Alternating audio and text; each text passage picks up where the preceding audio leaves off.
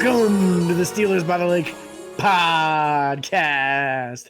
My name is James Strong, joined once again by my co-host Cody Tanner on this Victory Monday. How you doing today, Cody? Oh, James, I'm doing just dandy. Victory Monday seems like it hasn't happened. It seems like it hasn't happened 4 times this week or this year already. We're 4-2 now. Doesn't feel like it's happened that much. One was a Victory Tuesday, but anyways, I'm doing all right. How are you? Man, I'm doing all right. It's when you put things into perspective, 4-2 on the season already, with beating some teams that they weren't necessarily expected to beat. And if you put it into some really fun perspective, 11 since last year's bye week. Yep. That's actually pretty impressive, man.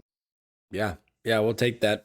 I'm happy to see some things changed a little bit with this bye week. We'll get to talk about this game here shortly. Before we do that, we do want to talk about Steelers injury things that happened. Steelers did activate Diontae Johnson off of the IR and then unfortunately sent Pat Freiermuth to the IR, which again, like James reiterated last week on the show leading up to the game, when Pat Freiermuth went full practice, limited practice, and then didn't practice in his training for last week, that kind of was a red flag and alerting us of either re-aggravating the hamstring injury or something worse. So I don't have any details on that right now, James. I don't know if you do, but we'll talk injuries later. Yeah, they've said that there was a re-aggravation of the same hamstring, so that's kind of worst case scenario. Obviously, with him going to the injured reserve, he's out a minimum of 4 weeks. I would expect it to be longer than that at this point because he had 3 weeks and it wasn't enough time. I would think we're probably looking at 5 or 6 weeks and hopefully get him back for a playoff push at the end of the season, maybe. But I wouldn't expect to see him till like December, probably. Yeah. Hopefully get a little bit more, Washington action with that being said. We didn't really see a whole lot in this game, but we'll get to that. Pittsburgh did then also release officially Gunnar Olszewski, which we cannot thank them enough for. We were both big fans of that one. And then the enact is before the game, Mason Rudolph as the third quarterback, offensive tackle Dylan Cook, defensive tackle Braden Fehoko, and the cornerback Darius Rush. Again, we talked about them just signing him last week and whether or not he was going to get a play call or the call up. We didn't think so unless it was for special teams specifically. But even then, there's still some practice that goes into that, learning different things on different teams and stuff like that. So. Oh yeah, he's got to learn the playbook and he's got to prove that he can handle it in practice. The plus thing with him being so far down the depth chart is that he's probably going to get to play on the scout team defense. So he's probably going to get to go up against the starters in practice, which is a good thing. Yeah, because then they'll get to see so that'll help more of him. Yeah, they'll get to see a little bit. If he can hang versus George Pickens in any manner, it's going to give them some confidence to try and put him on the field at some point in time in the season. Big shocker to me out of all this news we just covered, Cody, was that they released. So they cleared up 2 spaces on the 53-man roster, only brought one onto it, and then never made the move that we figured they would move, which was Anthony McFarland. It seemed as though he was fully healthy and ready to go to the game. They gave his replacement the opportunity to return kicks, and I didn't think it went very well. Nope. So especially the last one of those last ones where it bounced, then you could have just let it go and tried to bring it out. That was dumb. Yeah. So I felt like he didn't do a very good aspect, and that was the big thing with Anthony McFarland. He looked great in kick return in that first game before getting injured. So I know it was a small amount of opportunity for kick returns or something, but he looked very good, very comfortable, very explosive. So hopefully this week that he gets that move to that final spot. If you need another spot, like say Cam Hayward's coming back or something, well then you can go ahead and bump that running back down to the practice squad or something. But I was surprised, and then that put them in a situation where they didn't really have another option. Yeah. So that was something we kind of thought was going to happen. We didn't see happen. Hopefully for next week, we get to see Anthony McFarland come back and actually be on the team returning kicks, because I want to see more of that. There was a little bit of excitement, a little bit of rush of something there, and then it stopped. So hopefully he gets back, he gets healthy, and he can be a production part of special teams because, quite frankly, I think we're good at the running back position for the top two guys for sure with Najee and Jalen Warren. Yeah. They both run very hard, both very good backs. Not saying Anthony McFarland isn't, but it's kind of it seems like some pieces are finding their places for this puzzle piece of a team. So exciting for that. Let's talk about this game real quick. We were playing the Los Angeles Rams in LA. Beautiful day. It seemed like at least the sun was out. It was nice. It wasn't that way here at all. I don't know about you, James, but it was not sunny. Down here in West Virginia. Very windy day where I was. Yep. Little overcast, but it wasn't bad. You know, we had a little sun once in a while. Yeah. Kenny Pickett to start the game off. The whole thing, I don't know. I felt like we played well to start the game off, but it didn't seem like a lot. It didn't seem like enough for me to be excited about until later in the game. But that's just me specifically. I don't know how you felt at the beginning, but Kenny Pickett, again, we'll talk stats real quick. 17 to 25 on the day for 230 yards. A lot of those came later in the game. He had a 9.2 yard average. No passing touchdowns, but also no interceptions. So that's a good look for him in that aspect. I agree with you as far as the start of the game. I felt like they did a little bit better of a job getting some drives going, you know, getting a couple first downs, but they couldn't hold it together. They kept on getting penalties at inopportune times that really put them in bad down and distance situations and made it difficult to convert those drives into points. So it was an improvement as far as I didn't see the drastic amount of 3 and outs, but still I wasn't real optimistic at halftime, you know? Yeah. They only were able to move the ball a little bit. The one touchdown we had was off of a very short field because of that interception. Yeah. Yeah. Real quick, because I have the numbers in front of me. The Rams wound up missing a field goal early in the game. That put us in good field position. We had 8 plays and we went 22 yards. That's it, in 8 plays to lead to the first score, which was a Chris Boswell field goal. And then we had the first 3 and out. And that was a 53-yarder. That was a 53-yarder. Like, kind of. The next possession, we had 3 plays, went 1 yard to punt away. Then they got a field goal. We had 5 plays to go 8 yards, punted away. And then it ended the half with 1 play we just knelt on it. So that was fine. And then ended the half. And then early on in the first drive, I think the first play, it was like an interception in the second half. And then we got the touchdown, which was 7 yards. That was it. TJ Watt had that amazing interception. We'll get to that again. I don't want to go too far down this list, but again, it took you, we didn't do anything on offense until let me clarify. We didn't have more than 22 yards of offense, 32 actually, because of the 1 punt. But still like roughly 30 yards or less on offense per drive until midway through, I think, the fourth quarter. Then we put up 59-yard drive together over 5 plays. And then later on 10 plays for 80 yards.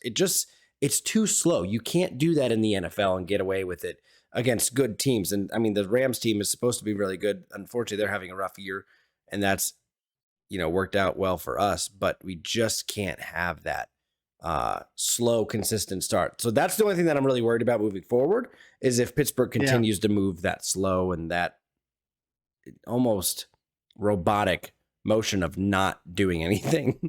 I don't know. Yeah. The first play was a pass to Najee behind the line of scrimmage. That's all I'm going to say. I'm done for a second. Yeah. And I felt like it was a misuse.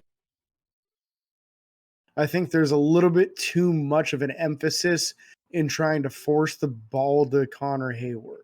Mm-hmm. I like Connor. He's a good player, but like there was a dump off that he got to the left-hand side and he caught it and he really had a lot of room. And you would think darn near anybody else on the team would have got it in the end zone. He's just not fast enough to get there. Yep. There was a throw over the middle where it got tipped and he jumps up to try to get it and it just goes over his fingertips. Well, he's barely 6 feet tall. If you're throwing that to your 6'7" tight end, Darnell Washington, he doesn't even have to jump and he's easily catching. Yep. And it's just a difference of the body size.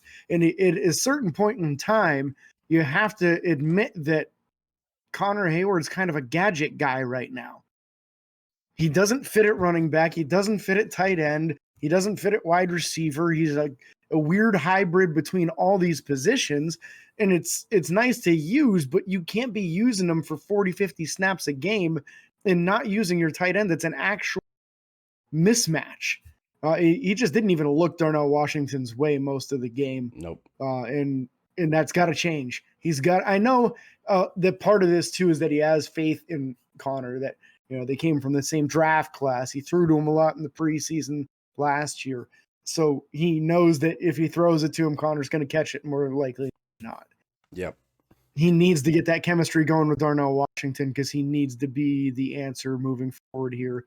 Otherwise, the middle of the field is still going to be an area that we're not really throwing to, and that can't be. Teams will just put everybody on outside the hash marks and not even worry about the middle of the field, and then you're not going to get any yards. Yeah. I mean, we utilized a slant early, I think, to George Pickens when he was on Ahkello Witherspoon, but again, that was against zone, where that's going to kind of be open. But again, that's not the middle of the field you're looking. You're looking 15 to 25 yards downfield, where you can get these big chunk plays, and we're not doing that at all. And Pat Freiermuth, we've seen, and is more than capable of doing that.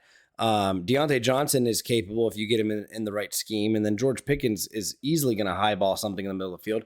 I think they just are trying to, for whatever reason, Matt Canada likes to utilize the sidelines because it's like a safety precaution. Like if it gets tipped or if it's overthrown, there's less chance of an interception or something bad happening on the sidelines, but you can't play scared like that for your entire year, especially. I understand the first few games getting in a rhythm, this and that, but at this point, again, past the bye week, you got to start taking shots. You got to start utilizing that middle of the field and being smart about it. We're not saying, James isn't saying, throw the ball over the middle to Pat Freiermuth or Darnell Washington, 15 times a game, but once or twice to keep the guys on the inside honest and not pursuing the outside. Realistically, you should be targeting your tight ends times a game, though. Yeah. Like realistically, that should be happening. And instead you're seeing it maybe once or twice a game, and it's just not enough. And to be 100% transparent on this, I don't think there's a single offensive play call that's a pass play that doesn't have at least one, if not two or three guys going over the middle.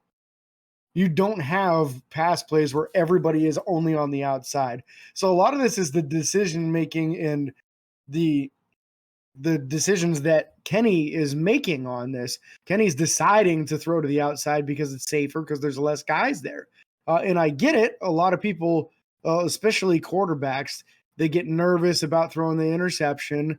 And that's what ends up happening is they throw more stuff, dump offs to the running backs and outside passes instead. But yeah, I'm very interested to see how this goes in upcoming weeks. And I'm at least very encouraged in the second half of this game. Yeah. Because it was drastically improved. And I felt like looked a lot better. They got those drives moving really in that second half. When they needed to score a touchdown, they did. When they needed to get first downs, they did. And a lot, I loved the combination, the back shoulder fade to George Pickens over and over and over. They just couldn't stop it. Yep. Keep using it until someone can stop it, or force them to double team them, and then other people are going to be open. So I love it. And Deontay Johnson, man, it was nice to have him. Deontay Johnson, what? Nice to have him back, man. He looked great out there. Yeah, I mean, he averaged 15.8 yards per catch. Like, that was just crazy. So George Pickens, 5 receptions for 107 yards. Deontay, 5 for 79. Connor, the 2 that we talked about, for 23. Najee Harris, 3 for 15. Allen Robinson, 1 for 7, which I think went for a first down. That was a clutch first down, or pretty close to it. Did that lead to the 4th and inches or whatever yes. Okay. Yes, it did. So the questionable call at the end. That was the play before the QB sneak. Yeah. And then Jaylen Warren had 1 catch for -1 yards. So whatever. Either way, I don't see any targets on my list to Darnell Washington whatsoever. You had me either. 3 targets to Connor Hayward. 2 of them were caught. And Connor Hayward isn't even a traditional tight end. So you genuinely didn't throw the ball to a tight end all game long. The one pass he had was out of the backfield, if I'm not mistaken, anyways. Or or Yeah. maybe he was okay. I It couldn't was. remember. No, it was. He lined up basically kind of like a tight end. And they did, and now this is something that's very popular amongst the league, especially with fast guys. Teams with like Tyreek Hill use this kind of thing all the time. They'll send a guy in motion, and then when the ball gets snapped, he stops and comes back the other way. Yep. So that's exactly what Connor Hayward did on this play. He took a couple steps to his right and then immediately went out to the left. That creates a little bit of separation just automatically on the change in direction of the defender trying to cover you. Just if he were a faster guy, he would have been in the end zone on the play. Yeah. Yeah. Or bigger. He could have easily bowled his way in potentially. He went out at the 3 or 2, something like that. So he was fairly close. But he got the first on the play. He got the job done. But, yeah. you know, when you're looking to try to take the next step and be that kind of offense that can score a bunch of points, you need those kind of plays to finish with touchdowns. Yeah. The one thing that I'll talk about, because you mentioned it, you know, we came out after halftime and played a lot better. That's the part that makes me excited because, you know, hey, we came back from the bye week, had a slow start. I'm so over it, so used to it. But you know what? They win it at halftime. They made some adjustments and they're going to move on. And they said that, you know, I think it was Kenny Pickett or Mike Tomlin said that they were seeing different defensive styles and schemes and blitzes that they weren't prepared for.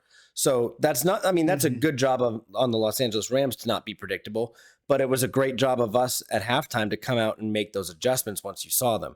Again, I talked about it. I would love to see those adjustments happen in between quarters or on the sideline in between drives, but they still managed to do it. And the second half went a lot better. I mean, we scored 3 touchdowns in the second half. I don't think we've done that all year. Like in a half. Definitely not. I don't think we've scored 3 touchdowns. Did we even score 3 touchdowns in a game with the offense? Not with no defense scores? Not with the offense. Okay. No, not with the offense, no doubt. Yeah. And that was one of the frustrating things for me at the beginning of the game. You were talking about them seeing different defenses than what they were ready for. Some of it was just offensive line adjustment too. On the one play on the very first drive, they had 2 guys coming through basically between the right guard and right tackle, and Jaylen Warren was tasked with trying to pick up 2 guys. He did the right thing. He picked up the inside guy of the 2. But as you see Kenny getting hit and trying to throw the ball away, you look over to the left side of the line and you got the left tackle and the guard blocking the same guy together. So the whole line should have shifted to the right. If they would have, you would have had the appropriate amount of blockers, and that's usually on your center to make those calls. And then the very next play, it happened the opposite way. Yeah. You had 3 guys in the middle blocking 1 interior defensive lineman and 2 guys coming through a hole on the left. And again, Jaylen Warren picks up the one that he can pick up, and the other guy comes free and he can't complete the pass because you don't get a chance to. Yeah. So it was, I felt like some of this was on offensive line calls, you know, being able to adapt and identify who the blitzer is and who not the blitzer. And when it changes from what you're expecting it to be able to adapt mid-play.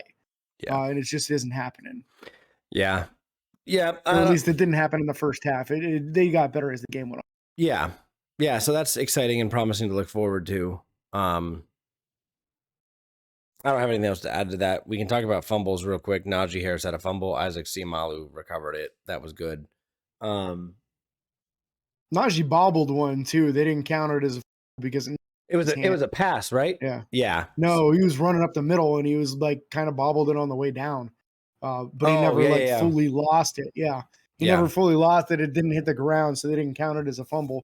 But this was a bad game for him as far as his hands onto the ball. Yeah. Yeah. Even that one pass that he had, he juggled it before getting it and being able to run up field. So again, exciting to see the run play kind of work, especially in the second half, and then seeing what they can do on offense with passing the ball and all this stuff. Looking at the offensive line, I felt like it was a fairly solid game, minus a few plays that I saw where I felt like the pressure was getting in faster between on either side of the center, specifically in between him, faster than I would have liked, which forced Kenny to scramble or throw it away or a little bit, or throw it faster than he wanted to. But I didn't have any major complaints about the offensive line this game, which was really, really nice to have. Yeah, especially since we were all kind of skeptical get the start. Seemed like Dan Moore represented himself pretty well in the game. Not premier pass rushers on the outside here. Byron Young was their best pass rusher outside of Aaron Donald, but you didn't really see the outside edges getting crumpled. It was more pressure from the inside. And when it happened, it was either like Aaron Donald finally got a one-on-one, beat his guy, or there was like two people coming through a hole and only one person to block both of them. Yeah. The decent game from the offense. Decent game. Yeah, let's talk defense real quick. Where do you want to start? Defensive line like normal? Yeah, let's talk about the big boys, huh? Well, Larry Ogunjobi got a sack, which was really nice to see. I mean, we've talked about it, are we going to get some production out of him or not? In this game, we happened to see it, which was very exciting. Didn't see a whole lot of action from guys that I wanted to see action from. I mean, we saw Keanu Benton in there, but he didn't register anything except for 2 QB hits. He didn't register any sacks or pass defended or tackles for loss or anything like that, which honestly, maybe he just did his job. Maybe that it was a good thing we didn't get any stats from him. I don't know how to look at that sometimes, because sometimes there's hidden stats in the no stats of like, they ran away from him, or they double teamed him, triple teamed him, whatever they did. I didn't see a whole lot of him in action is basically all I'm saying with that specifically, but it was nice to see him out there. DeMarvin Leal, I thought, had a good game. I don't know who else on that defensive front you want to talk about. Montravius Adams had a tackle for loss. Yeah, Montravius was pretty disruptive game, I felt. And that's a good thing, because he needs to show that if he's not going to lose to the young guys. I'm still waiting for one of these young to step up as the next guy getting after the quarterback. We're not getting the quarterback, pressures, sacks, hits that we need to out of these interior guys right now. So really need either DeMarvin or Benton or Loudermilk or one of these guys to step up. You're getting some pressure from Larry Ogunjobi, and it was nice to see him get another sack. And that, by the way, was a twist right at Kevin Dotson's face, just like I asked for. And I couldn't have been happier, because I said to you guys on the show, we know Kevin Dotson. We know that his biggest weakness in pass protection is when you through a stunt or a twist and defensive linemen are going and looping around. He has a tough time figuring out who he's supposed to block. Well, Larry Ogunjobi was his guy, and he lost him.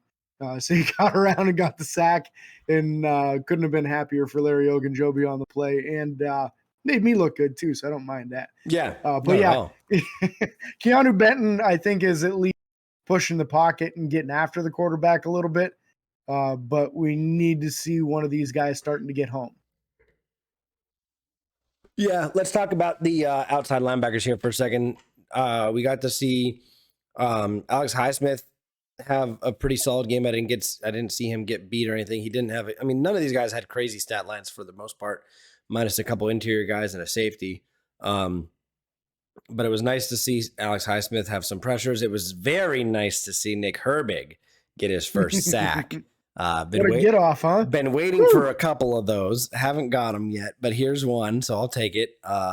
If you guys don't remember, and I'm calling myself out here, I said he was going to have 10 double-digit sacks this year, and hopefully we'll get there, but we're not there yet, so we have some time. Yeah. Cody said he was going to be number 2 on the team sacks. I did. We're not going to talk. I mean, about the plus side for you, Cody, is that nobody behind you getting a whole ton of production right now. I think there's a bunch of guys with 2 sacks. Yeah, I think he's got 2, and Golden has 2, and Ogunjobi has. I don't think anybody has 3 yet. So yeah, he's at 2 sacks so far this year. Highsmith is. So, but yeah, that was exciting to see. And then TJ Watt, no sacks this game, but he did have a really good interception that we talked about already, where he was actually in coverage, which doesn't happen a lot. Most of his interceptions come when he just jumps up at the line of scrimmage. But this was a phenomenal interception on his part by reading the quarterback's eyes and just jumping in front of a little curl route. Phenomenal job, and then returned it 24 yards to make us only have to go 7 for the touchdown. So that was a phenomenal job on his part, and defense, is doing a lot of the work right now to help us get these wins. And TJ Watt is consistently earning the money that he's getting paid right now. The offense should have to give him a bonus, in my opinion. I know, right? I feel like this was the first time in TJ's career that I saw him actually switch sides for a couple of Yep. plays, and I think that was probably to avoid all the extra chips and running backs and tight ends and wide receivers that he's having to fight through in order to get into his pass rush. So I think that was a good move. You might as well do it. Everybody moves their premier pass rushers all over the place. So you might as well move TJ around a little bit too and see if you can open him up a little bit more. Um, I also noticed him getting held a ton in this game. So Yeah, not getting that's called. that's something that is either going to change or is going to get after the quarterback a few times here. So I expect him to have a really big game in sack production real soon here. Yeah. Looking at the interior guys, Cole Holcomb was second on the team with 8 tackles. You also had Landon Roberts getting involved, and he played fairly well. Quan Alexander played fairly well this game. I enjoyed seeing all those guys and the way that we utilize them in different packages and stuff like that. I feel like this is probably, and we talked about it a lot, I shouldn't even say probably, this is by far the strongest interior linebacking group that we've had in years, and they all came from somewhere other than Pittsburgh last year. Yeah, and the scary part about it is if you're talking about like our middle linebacker crew right now, and they're better than what we're used to. Still, a lot of teams these guys wouldn't start on other teams. Yep. That's the talent level that we've got. I felt like Cole Holcomb had a pretty nice game. I was waiting and waiting and waiting and for a middle linebacker to make a play and really hit somebody at the line of scrimmage, or maybe even behind the line of scrimmage. I know these middle linebackers aren't really used to doing that in Pittsburgh these days, but I think in the third quarter, Cole Holcomb started to come alive and really fly to the ball. He did tweak an ankle in this game. He was able to come back.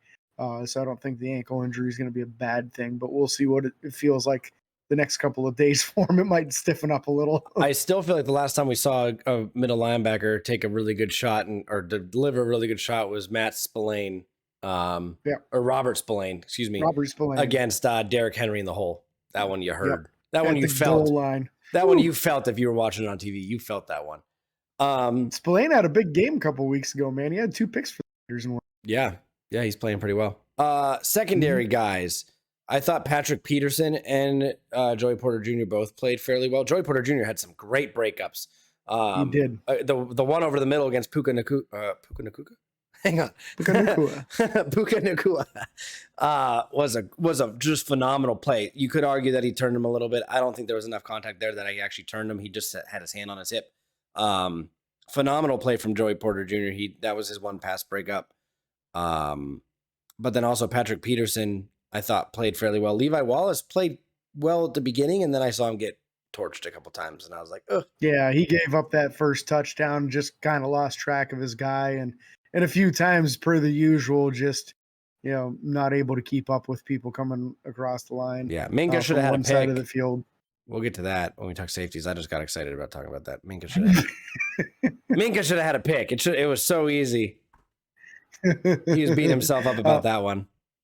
And I think it's important that we stress that the time that got a lot of playing time, and he really held up well. Who? His Joey Porter Jr. He got an extensive look here in this game. Started, played a ton, didn't give up big plays. At the beginning, his tackling was a little questionable. A couple of times, it didn't get the guy to the ground that he needed to get. He did turn that around, and then he started tackling a lot better as the game went on. Just very, very sticky coverage, man. He is right next to guys when he's covering them, and I love seeing that. Yeah. I felt that Shannon Sullivan had a decent game. I didn't see any super horrible mistakes on his part or anything like that. He had one good play. I just can't remember what it was. Now that we're sitting here talking about it. As far as the safety room is concerned, DeMonte KZ had extensive playing time. Keanu Neal, again, they kind of switched these guys out in the strong safety room. But then Minka led the team in tackles again with 11. He got about 100 on the year now. It's getting close. I'm going to look.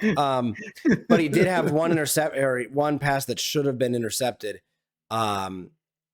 He has, hang on, let me look. Tackles stats. He is at only 35 for the year. No, excuse me, 50, Okay, 52, yeah, 52, 52. So he's halfway there. 52 in 6 games. So Yeah. he's getting more than 9 a game. That's crazy, man. Yeah. But the one play that it wound up being intentional grounding, where the Matthew Stafford for the Rams threw a ball that I guess it was one of those routes that you have an option to go in or go out. And the wide receiver chose to go in and he threw it out. So it was intentional grounding from the pocket, but it was so easily picked by Minka, and you could tell he knew it because he saw it. And he was looking to where he was going to try to make contact with a player to knock it out of the ball, like knock it out or whatever. And once he realized there was no one there, he just went down and held his head because he knew it was an easy pick. But overall, one of the better games we've seen from our secondary, minus Puka Nacua. Yeah. Minus Basically, him. Puka lit us up. Yeah. He lit us up and we controlled every. So I guess if that's the way it's going to go, then you live with that against most teams, because most teams, their number 2 isn't going to go for 150. No, and that was their number 2 because Cooper Kupp returned had 2 receptions for 29, and then Puka had 8 for 154. So not ideal for us, but could have been worse. We could have lost. Yeah, that's it. Improve because he didn't have 2 guys. Yeah, So exactly. It was basically they just started throwing away from Joey Porter. How it went in college for him as well. He started playing well and getting picks and getting his hand on the ball and breaking it up, and they just threw it to the other side of the. So eventually that's going to happen for Pittsburgh too. But when you start getting to teams like Cincinnati, where they have 2 really good wide receivers, you're going to have to shore up that other wide receiver coverage. You can't have just one guy doing well in coverage. Do you want to talk special teams at all here? I mean, Boswell for president. Absolutely. Our kicker made the kicks. Their kickers didn't make one, I don't think. No, he did. He made an extra point. He made one. Yeah. He made 1 field goal also. Oh, yeah. He missed a field goal and missed an extra point. So we'll take that. Thank you for those. He missed 2 field goals. He missed 2, didn't he? I know he missed a field goal and a extra point. I can pull it up very quickly here. I got that all in front of me. I don't think he missed 2 field goals. Okay, it might have just been those 2, and 1 doinked off the upright. Yeah. So no, he did miss 2 field goals. Yeah, I thought he missed 2. So 3 kicks missed altogether. I think we talked about it already. The guy that or maybe it was before the show. I think we talked about it before the show. The guy that came in for Anthony McFarland did not play well on kick return. No. So that needs to stop right there. Put Calvin Austin back there and call it a day until Anthony McFarland comes back. Just bring Anthony McFarland onto the field. Yeah. And call it a day. Yeah, we'll deal with that. I felt like Calvin Austin III struggled a little bit too. I know he bobbled one of his punt returns in this game. Mm-hmm. So not his best game. But Presley Harvin III, nice game from him as well. So good to see him doing well. Nick Herbig on coverage, got a couple tackles in this game, I thought, or at least got in close to him. So a decent performance from the special teams guys. No big red flags in the negative category. Nothing big in the positive category either. So you take that as a win when your special teams do that well, basically. Yeah. That's going to do it for the game. Wrapping that up. I don't, the injuries were kind of following with the Cole Holcomb ankle injury, the Pat Freiermuth injury. He's obviously going to IR. Anthony McFarland will hopefully be back for next week. And then also, speaking of injuries, we do have a friend of the podcast who, James, I've received some more information about while we've been recording. I'm not going to share any details specifically on the injury, but he did have a injury. I believe it was playing football or practicing because he plays on the Erie Express team. But he does have a surgery coming up, I believe, at 5:30 either today or tomorrow. It could be 5:30 in the morning, honestly, but I'm not sure. It's going to be an extensive surgery. It's going to be invasive a little bit. And it's going to be noticeable. So if you guys can keep him in your prayers, they did start a GoFundMe. We're not by no means asking you guys to donate, but if you guys feel led and are capable of doing that, you guys are welcome to. We will attach that GoFundMe in the comments of this episode. So Isaiah, we are praying for you. We love you. We thank you for supporting the podcast and being a diehard Steelers fan. James, I don't know if you have anything else to say. Yeah, just Isaiah seems like one. Talked to him a few times. Say that one more time. Say that one more time. You cut out. Seems to me, I've only met Isaiah times, but real salt of the earth kind of guy, you know, real solid human being. So anything anyone can do to help him would be appreciated. Yeah. So we thank you guys so much for listening or watching. If you're on YouTube, be sure to like and follow on Facebook, Twitter, Instagram, TikTok, and YouTube. Subscribe and ring that bell. It's free. And until next time, this is your host, James and Cody, signing off. Peace.